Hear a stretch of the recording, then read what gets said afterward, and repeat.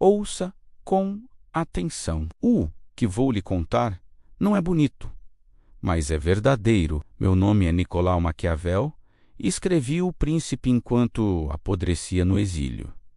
Eu não era mais nada. Tinha sido diplomata, secretário, homem de Estado. Conheci reis, papas, generais, vi batalhas, traições, acordos selados com sangue. E então, de repente, tudo desmoronou. Os Médici voltaram ao poder em Florença e eu caí. Me acusaram de conspiração. Fui torturado. 6 quedas na corda. Sabe o que é isso? Seus braços amarrados atrás das costas, e então te erguem, te soltam, seus ombros explodem de dor. Gritei. Todos gritam, mas não confessei nada, porque não havia nada a confessar. Me jogaram fora como lixo velho. Foi no exílio, numa propriedade miserável fora de Florença, que escrevi O Príncipe. À noite, eu vestia minhas roupas de corte. Sim, mesmo sozinho, mesmo arruinado, e conversava com os antigos. Lia os romanos, os gregos e escrevia. Escrevia o que ninguém tinha coragem de dizer em voz alta. Você quer saber o que aprendi? Aprendi que o mundo não funciona como nos ensinaram. Aprendi que a bondade sem força é impotência, que a honestidade sem astúcia é ingenuidade, que o líder que confia demais morre cedo, que o poder não perdoa. Eu não inventei essas regras, eu só tive a coragem de escrevê-las. A maioria das pessoas vive numa ilusão. Acreditam que o mundo é governado por princípios morais, por justiça, por mérito. Isso é conversa de quem nunca segurou poder de verdade. Poder não se conquista sendo justo.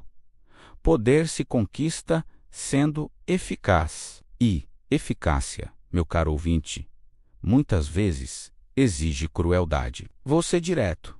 Prefiro ser temido a ser amado. O amor é volátil. Depende do humor das pessoas, da gratidão, da memória. E as pessoas esquecem rápido. Mas o medo é sólido. O medo te obedece, mesmo quando não gosta de você. O medo te mantém vivo. Mas cuidado, há uma linha fina entre ser temido e ser odiado. Se você for odiado, sua queda será violenta. O segredo está em ser temido, mas não desprezado. Respeite a propriedade das pessoas. Não humilhe sem necessidade. O povo tolera a firmeza, mas não tolera a injustiça gratuita.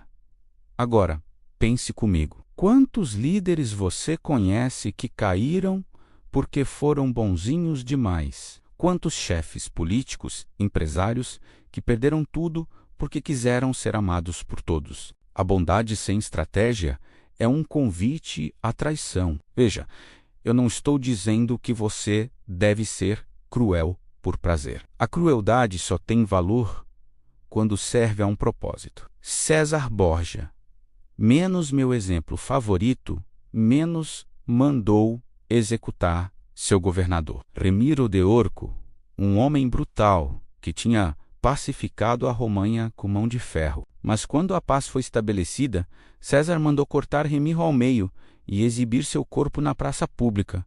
Por quê? Para mostrar ao povo que a brutalidade tinha acabado e que ele, César, era o protetor deles. Genial! Ele usou a crueldade uma vez, de forma decisiva, e depois colheu a gratidão eterna. É isso que os tolos não entendem. A crueldade dispersa, constante, gera ódio. A crueldade concentrada, cirúrgica, gera respeito. Outro ponto crucial: nunca confie nas promessas dos outros. As pessoas são fiéis enquanto é conveniente. A lealdade humana é condicional. Eu vi generais traírem reis. Vi amigos entregarem amigos. Vi famílias se despedaçarem por herança. Por isso o príncipe, ou o líder moderno, como você preferir chamar, deve sempre agir presumindo que o outro pode trair. Isso não é pessimismo. É realismo. E tem mais. Você não pode depender apenas da sorte. A sorte, a fortuna, existe. Mas ela é como um rio violento. Se você não constrói diques, se não se prepara, ela te arrasta. Metade do que acontece conosco é obra do acaso. A outra metade depende da nossa capacidade de ação. Prepare-se, antecipe, haja antes que o desastre chegue. Eu sei que isso parece sombrio, mas olhe ao seu redor. O mundo não mudou tanto desde os meus tempos. Hoje, o poder se veste diferente. Usa gravata, usa sorriso de campanha, usa posts em redes sociais, mas a essência é a mesma. Quem controla a narrativa, controla as pessoas. Quem domina o medo e a esperança, domina o jogo. E aqui vai uma verdade que vai doer. As pessoas não querem liberdade de verdade. Elas querem segurança. Querem alguém que tome as decisões difíceis por elas. Querem alguém que as proteja, mesmo que isso signifique abrir mão de parte de sua autonomia. Por isso, o líder que entende isso, que oferece ordem, proteção, uma narrativa clara, menos esse líder vence. Sempre.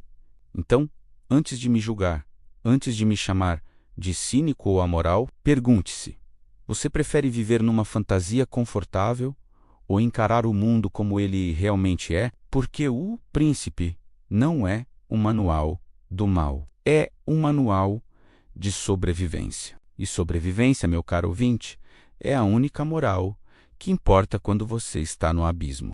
Agora que você entendeu o básico, vamos mais fundo. Você acha que um líder deve ser autêntico? Que deve mostrar quem realmente é? Tolice. Pura tolice romântica. O príncipe, o verdadeiro líder, deve ser um ator. Ele deve parecer virtuoso, mesmo que não seja. Deve parecer piedoso, generoso, honesto, porque as pessoas julgam pelas aparências. Poucos conseguem enxergar além da máscara. Deixe-me ser claro. Não estou dizendo que você deve ser um monstro escondido. Estou dizendo que você deve ter a capacidade de não ser bom quando necessário. E, ao mesmo tempo, deve projetar a imagem de bondade. Essa dualidade é essencial.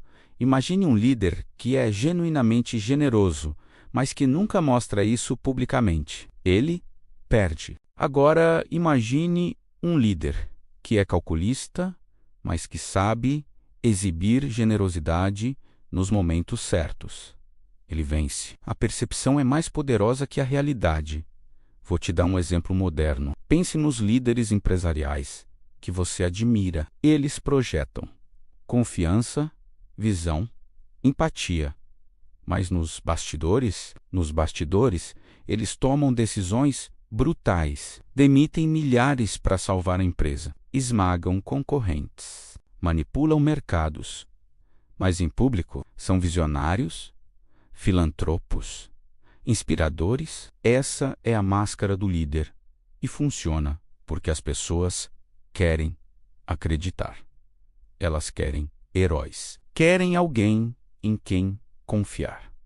Então, você oferece essa imagem, você oferece a narrativa que elas precisam e, enquanto isso, faz o que precisa ser feito nos bastidores.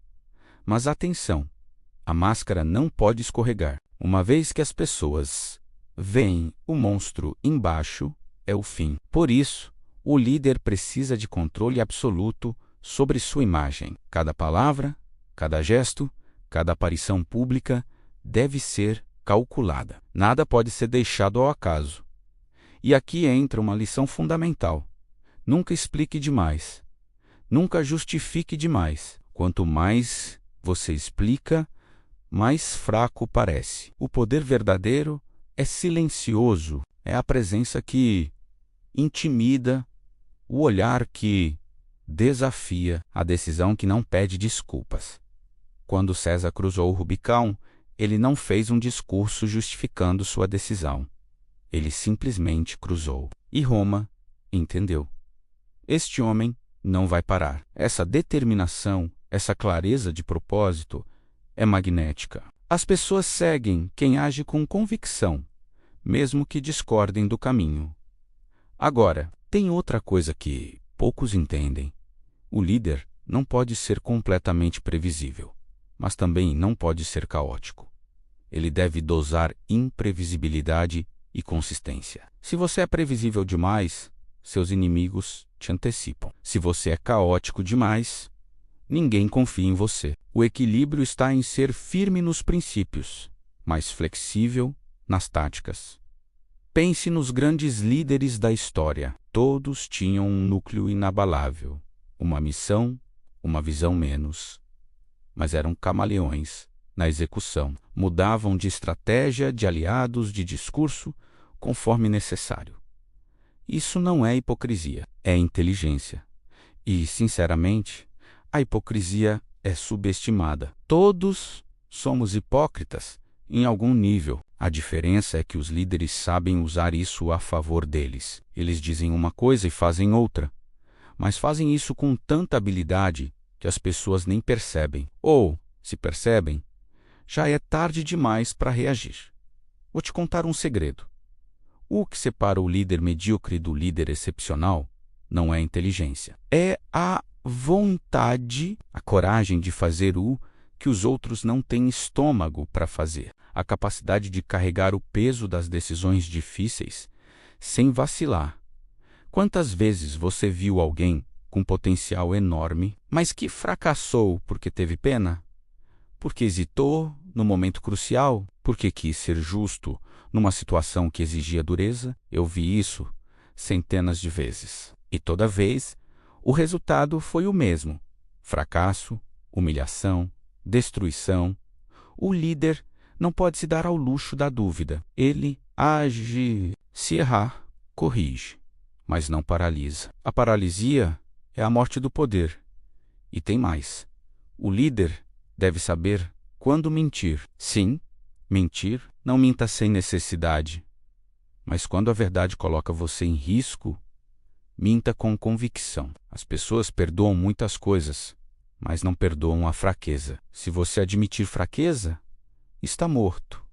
Então, minta, proteja sua posição. E depois, quando estiver seguro, você pode ser honesto de novo. Isso parece imoral? Talvez, mas funciona. E no final das contas, o líder é julgado pelos resultados, não pela pureza de seus métodos. Outra questão: cuidado com os conselheiros. Você precisa deles, mas nunca confie totalmente neles. Todo conselheiro tem uma agenda. Pode ser lealdade, pode ser ambição, pode ser medo, mas sempre há uma agenda. Por isso, ouça todos, mas decida sozinho. A decisão final deve ser sempre sua, porque a responsabilidade é sempre sua. E quando você decide, não volte atrás. Não se desculpe, não demonstre arrependimento. Mesmo que por dentro você esteja em dúvida, por fora você deve ser rocha, porque as pessoas não seguem quem vacila. Veja, eu não estou dizendo que você deve ser insensível. Estou dizendo que você deve parecer insensível quando necessário. Nos bastidores, você pode ter toda a humanidade que quiser. Pode chorar, pode duvidar, pode rezar. Mas quando você sai daquela porta, você é o príncipe. E o príncipe não chora em público. No mundo moderno, essa lógica é ainda mais relevante. Vivemos numa era de imagens, de stories, de posts, de vídeos virais. Sua reputação se constrói e se destrói em segundos. Por isso, o controle da narrativa é tudo. Quem controla o que as pessoas pensam sobre você, controla seu destino. E aqui vai uma dica: sempre tenha alguém de fora para culpar. Sempre. Se algo der errado, não pode ser você. Deve ser o mercado, o concorrente, o governo, o timing. Você preserva sua imagem enquanto absorve o fracasso como aprendizado. Mas, publicamente, o fracasso foi externo. Isso não é covardia, é estratégia. porque sua imagem é sua moeda, e você não pode queimar essa moeda com erros evitáveis. Por fim, lembre-se, a máscara não é mentira. A máscara é proteção, é a armadura que você veste para sobreviver num mundo que não perdoa fraqueza.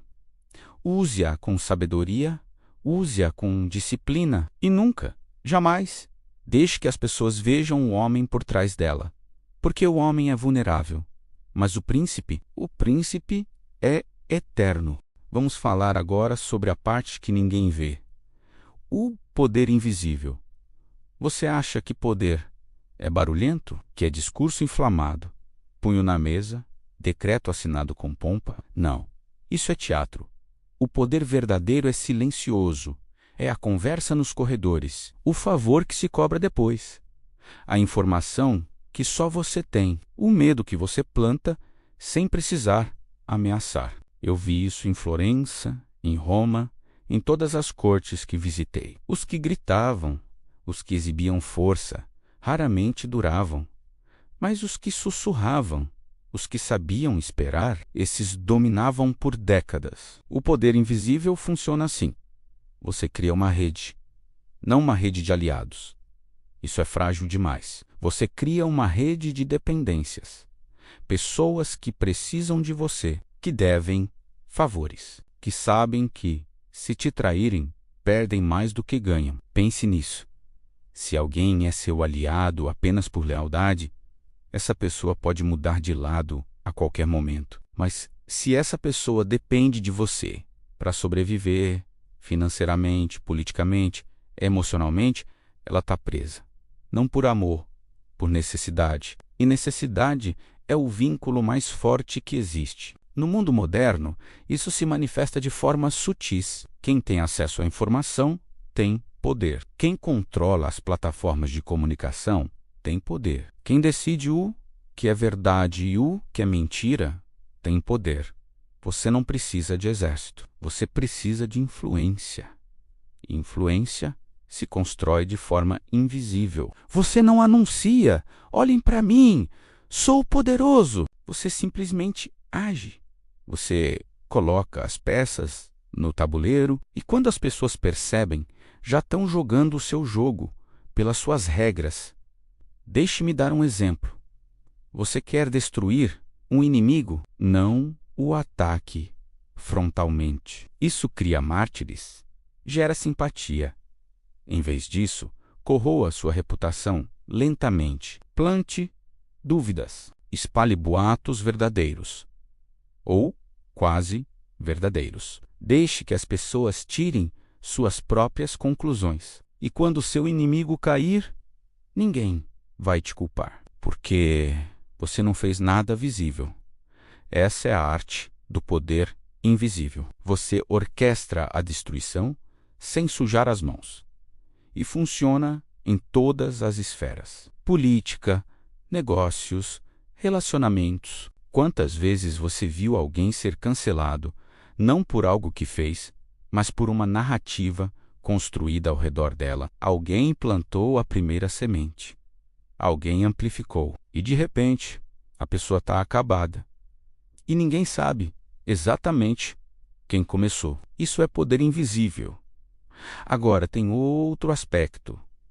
A informação. Quem sabe mais, vence. Por isso, o líder deve ter olhos e ouvidos em todos os lugares. Deve saber o que as pessoas dizem quando ele não está presente. Deve conhecer os segredos, as fraquezas, os desejos ocultos. Essa informação te dá vantagem em qualquer negociação, em qualquer conflito, porque você sabe onde apertar, sabe o que oferecer, sabe quando recuar e quando atacar. Mas cuidado, nunca revele tudo que você sabe. Mantenha sempre algo em reserva, porque o dia que você mostra todas as suas cartas, você perde o jogo.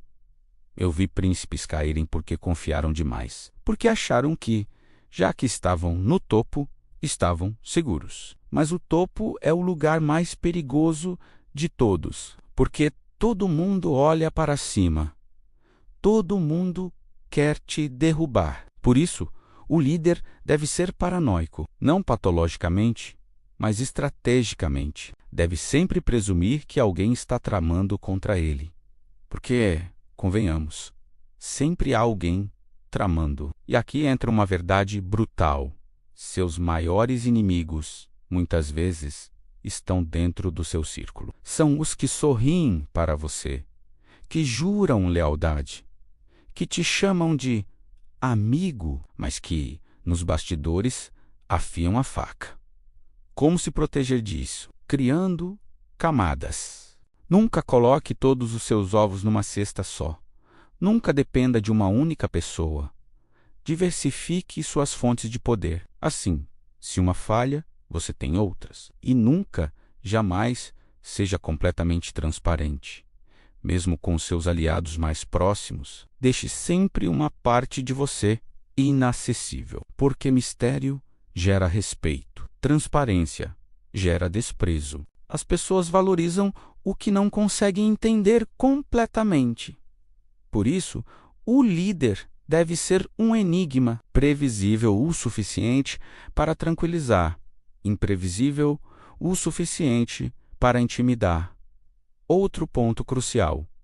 O poder invisível exige paciência. Você não constrói uma rede de influência da noite para o dia. Leva tempo, leva investimento, leva sacrifício. Mas quando essa rede está pronta, você se torna praticamente intocável, porque não é você que age. É a rede, você apenas coordena, você apenas sussurra, e o mundo se move. Pense nos grandes manipuladores da história. Eles raramente estavam na linha de frente.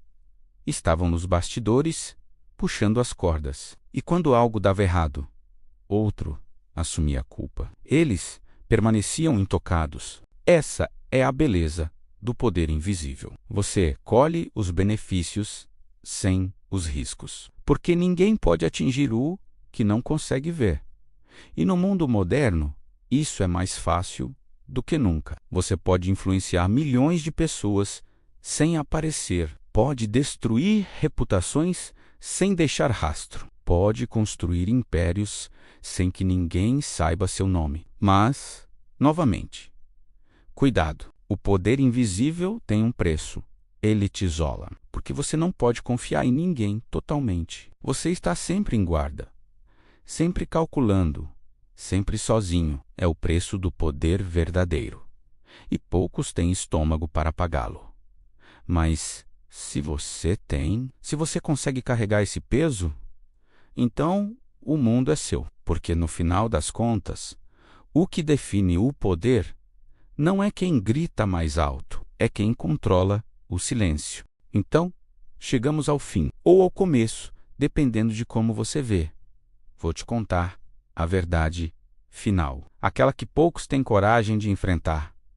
Tudo isso que escrevi, tudo que ensinei, tem um custo profundo. E esse custo é você mesmo. Quando você abraça o poder, da forma que descrevi, quando você se torna o príncipe, você deixa de ser apenas um homem, você se torna uma função, uma máquina, um instrumento. E instrumentos não têm alma. Eu paguei esse preço. Vivi no exílio rejeitado, esquecido a morrer pobre. Meu livro, esse livro que deveria me trazer reconhecimento, foi colocado no índice de livros proibidos pela igreja. Fui chamado de herege, de demônio. Meu nome virou sinônimo de maldade. Mas o que eles não entendem é que eu não inventei o mal. Eu apenas o descrevi. Eu tive a coragem de dizer em voz alta o que todos sabem, mas fingem não saber. Porque é mais confortável viver na ilusão da bondade do que encarar a brutalidade da verdade. E a verdade é esta. O poder corrompe, não no sentido moral, piegas que repetem, ele corrompe porque te obriga a fazer escolhas impossíveis. Sacrificar um para salvar 1000. Mentir para proteger a verdade maior. Destruir para construir. E cada uma dessas escolhas te muda, te endurece, te afasta da humanidade que você um dia teve. Até que, um dia, você olha no espelho e não reconhece mais quem está ali. Mas aqui está a questão. Valeu a pena? Para mim, não sei. Sinceramente, não sei Bibian sobre Bibi. Vi o mundo como poucos tiveram a coragem de ver. Mas morri sozinho, amargo, esquecido pelos poderosos a quem tentei aconselhar. Então, por que escrevi O Príncipe? Alguns dizem que foi para reconquistar o favor dos Médici. Outros dizem que foi vingança, um retrato cínico do poder para expor sua podridão. Talvez ambos estejam certos. Ou talvez eu simplesmente não conseguisse ficar calado, porque há uma maldição em ver o mundo como ele realmente é. Você não consegue mais fingir, não consegue mais acreditar nas mentiras reconfortantes que sustentam a sociedade, e isso te isola para sempre. Agora, deixe-me falar diretamente com você, que me escutou até aqui. Você tem uma escolha. Pode fingir que não ouviu nada. Pode voltar para sua vida, para suas ilusões, para sua crença de que o bem sempre vence. E talvez, para você, seja o melhor caminho. Ou você pode abraçar o que aprendeu. Pode olhar o mundo sem as lentes da moral convencional. Pode se tornar um jogador real, não uma peça. Pode buscar poder, não pelo poder em si, mas pela liberdade que ele oferece. Mas saiba, se escolher esse caminho, não há volta. Você verá traições onde via amizade, verá manipulação onde via generosidade, verá guerra onde via paz. E isso te mudará irrevogavelmente. E no fim, quando você estiver no topo, se chegar lá, vai perceber que o topo é o lugar mais solitário do universo, porque ninguém pode entender o que você carrega. Ninguém pode compartilhar o peso das decisões que só você toma. Então, vale a pena? Depende do que você valoriza. Se você valoriza conforto, amor, aceitação, então não. Fique longe do poder.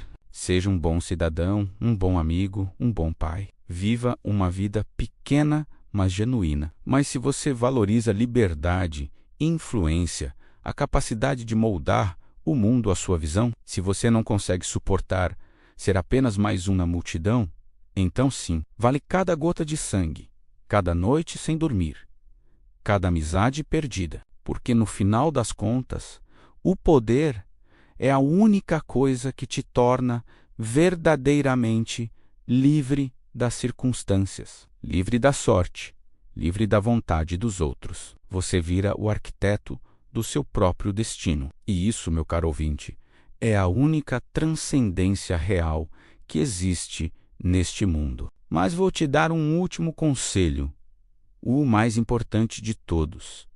Se você buscar poder, faça-o por uma razão maior que você mesmo, porque o poder pelo poder te consumirá, te tornará monstro. Mas o poder a serviço de uma visão, de um propósito, de algo que transcende seu ego, esse poder pode te salvar, pode dar sentido ao sofrimento. Eu não tive essa sabedoria na época. Busquei poder por desespero, por orgulho, por necessidade de sobrevivência.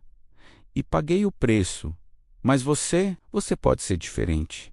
Pode usar o que aprendi, sem perder sua alma no processo. Ou talvez não. Talvez isso seja impossível. Talvez o simples ato de buscar poder já te condene. Eu não sei.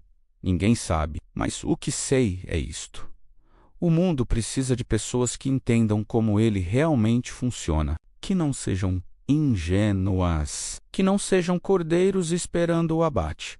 O mundo precisa de príncipes, de líderes que tenham estômago para fazer o necessário. Porque, convenhamos, os que recusam o poder não o eliminam, apenas garantem que ele ficará nas mãos de outros, talvez menos escrupulosos que você. Então, se você tem a capacidade, se tem a coragem, Talvez seja sua responsabilidade buscar poder, não para servir a si mesmo, mas para proteger aqueles que não podem se proteger, para construir um mundo menos pior. Porque melhor talvez seja impossível. E aqui está minha última confissão, a mais dolorosa. Eu queria ser lembrado, queria que meu nome sobrevivesse, e sobreviveu. Mas como sinônimo de maldade, de manipulação, de cinismo, maquiavélico se tornou xingamento. Isso me machuca, não mais, porque sei que os que me xingam são os mesmos que usam minhas lições todos os dias, conscientemente ou não. São os políticos que pregam virtude enquanto fazem acordos nos bastidores. São os empresários que falam de valores enquanto esmagam concorrentes. São os líderes religiosos que pregam humildade enquanto acumulam riqueza. Todos eles me condenam. Todos eles me praticam. E essa é minha vingança, minha imortalidade. Não importa quanto me odeiem. Não importa quanto neguem. No fundo, todos sabem que estou certo. E essa verdade os corrói por dentro. Porque a verdade sempre corrói, sempre incomoda, sempre exige reconhecimento. Então, aqui estamos, você e eu, separados por séculos, mas conectados por essa conversa. E agora, você carrega o que aprendi. Pode fazer o que quiser com isso. Pode jogar fora. Pode abraçar. Pode adaptar à sua realidade. Mas não pode mais fingir que não sabe. Não pode mais se esconder atrás da inocência. Você foi avisado. Você foi iniciado. E agora, a escolha é sua. Quanto a mim, eu fiz minha parte. Escrevi, testemunhei, avisei. E agora, descanso. Não em paz menos. Nunca em paz menos, mas em aceitação. Aceitação de que o mundo é o que é e de que alguns de nós foram amaldiçoados com a capacidade de vê-lo claramente. Viva com essa maldição ou sem ela, mas viva de olhos abertos. Porque o maior pecado não é buscar poder, é ser destruído por ele sem nunca ter entendido suas regras. E agora você entende. Agora você é príncipe, mesmo que nunca use uma coroa.